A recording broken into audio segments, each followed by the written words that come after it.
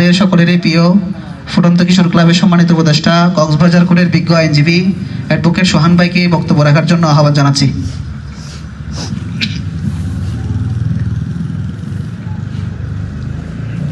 আসসালামু আলাইকুম। আউযু বিল্লাহি মিনাশ শাইতানির রাজিম। বিসমিল্লাহির রহমানির রহিম। কক্সবাজার জেলার অন্যতম সামাজিক সংগঠন ফুটন্ত কিশোর ক্লাবের আজকে 11তম প্রতিষ্ঠা বার্ষিকীতে উপস্থিত ফুটন্ত কিশোর ক্লাবের সভাপতি, আজকে অতিথি হিসেবে আমাদের মাঝে উপস্থিত আছেন মাননীয় সিনিয়র জুডিশিয়াল ম্যাজিস্ট্রেট চকরিয়া আদালতের সহকারী public prosecutor advocate Shahriar Faisal, উপস্থিত ফুটন্ত কিশোর ক্লাবের নিবেদিত প্রাণ সদস্যরা, সবাইকে আমি শুভেচ্ছা জানাচ্ছি। যেহেতু সময় কম, আমরা বেশি বক্তব্য করব না, শুধু এইটুকু বলতে পারি যে এই ক্লাব 11টা বছর ধরে স্বেচ্ছাসেবী বিভিন্ন কর্মকাণ্ডে নিজেকে নিয়োজিত রাখতে পেরেছিল। এই ক্লাবের মাধ্যমে আমি শুরু থেকেই এই ক্লাবের সাথে আমি ছিলাম। এই ক্লাবের মাধ্যমে বিভিন্ন স্বেচ্ছাসেবী কর্মকাণ্ডের মধ্যে ছিল মাদকদ্রব্যর বিরুদ্ধে সভা, সেমিনার আমরা করেছি, সচেতনতামূলক বিভিন্ন প্রোগ্রাম আমরা করেছি। সেই সাথে নির্যাতিত নারী ও শিশুদের কিভাবে আইনি সহযোগিতা দেয়া যায় সেই ক্ষেত্র প্ল্যাটফর্ম আমরা তৈরি করেছি। শিশু শিক্ষার্থীদের আমরা শিক্ষা উপকরণ বিতরণ করেছি, ফ্রি চিকিৎসা ক্যাম্প আমরা করেছি। এর বাইরে বিভিন্ন সমাজসেবামূলক কর্মকাণ্ডে ফুটন্ত কিশোর ক্লাব ছিল এবং ভবিষ্যতেও থাকবে। আর সবচাইতে বড় কথা, সামাজিক সংগঠনের সবচাইতে বড় শক্তি হচ্ছে সামাজিক সংগঠন আমরা যারা করি, আমাদের যে কোনো ধরনের রাজনৈতিক আদর্শ থাক না কেন, যখন আমরা সামাজিক সংগঠনের প্রোগ্রামে আসি তখন আমরা সেই রাজনৈতিক পরিচয় বাইরে রেখে আসি। আমরা এখানে যারা আসি তখন আমরা সবাই ভাই ভাই, কোনো রাজনৈতিক দ্বন্দ্ব আমাদের সামাজিক সংগঠনের মধ্যে থাকে না। এটাই হচ্ছে সামাজিক সংগঠনের সবচাইতে বড় শক্তি। আর আমরা আশা করব, যেহেতু বিভিন্ন প্রতিকূল পরিস্থিতিতে আমরা এই বছর তেমন প্রোগ্রাম করতে পারিনি, তবে আমরা যে ঐক্যবদ্ধ সেটার প্রমাণ হচ্ছে আজকের এই প্রতিষ্ঠা বার্ষিকীতে আমরা সবাই আজকে এক হয়েছি। এবং সব সময় যে আমরা প্রোগ্রাম করতে পারছি না, এটার বিভিন্ন কারণও রয়েছে। প্রথম কারণ হচ্ছে আমাদের এই সংগঠন চাঁদাবাজি করে না, বিভিন্ন ডোনার থেকে টাকা নিয়ে আমরা কোনো প্রোগ্রাম করি না। আমরা এই সংগঠনে যারা সদস্য রয়েছে তারা সবাই কোনো একটি প্রোগ্রাম উপলক্ষে সবাই যে যার সামর্থ্য মতো সহযোগিতা করে তারপর আমরা একটা প্রোগ্রাম সফল করি সবার কন্ট্রিবিউশনের মাধ্যমে, এবং বাকি যারা উপদেষ্টা রয়েছেন তারা হয়তো একটু বেশি কন্ট্রিবিউশন করে থাকেন। এভাবেই আমরা আমাদের সংগঠন পরিচালনা করে থাকি এবং ভবিষ্যতেও আমরা কারো কাছ থেকে কোনো রকমের সহযোগিতা নিয়ে থাকি না। আমি আজকের এই প্রোগ্রামে থেকে আমি আন্তরিকভাবে ধন্যবাদ দিতে চাই সেই সমস্ত উপদেষ্টাদের যারা আমাদের প্রোগ্রামে না থেকেও আমাদেরকে অনেক অনেক সহযোগিতা করেছেন, আমাদের পাশে থেকেছেন।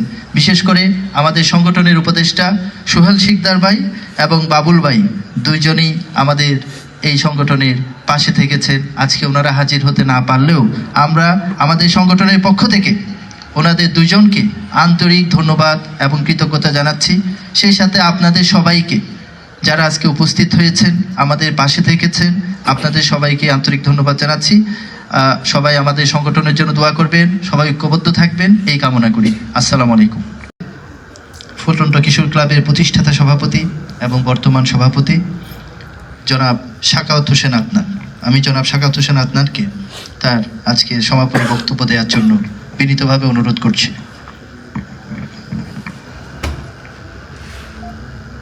প্রিয় সংগঠন ফুটন্ত কিশোর ক্লাব কর্তৃক আয়োজিত আজকের 11তম প্রতিষ্ঠা বার্ষিকী অনুষ্ঠানে আমাদের মাঝে উপস্থিত আছেন অতিথি হিসাবে ফুটন্ত কিশোর ক্লাবের সম্মানিত উপদেষ্টা অ্যাডভোকেট সোহান।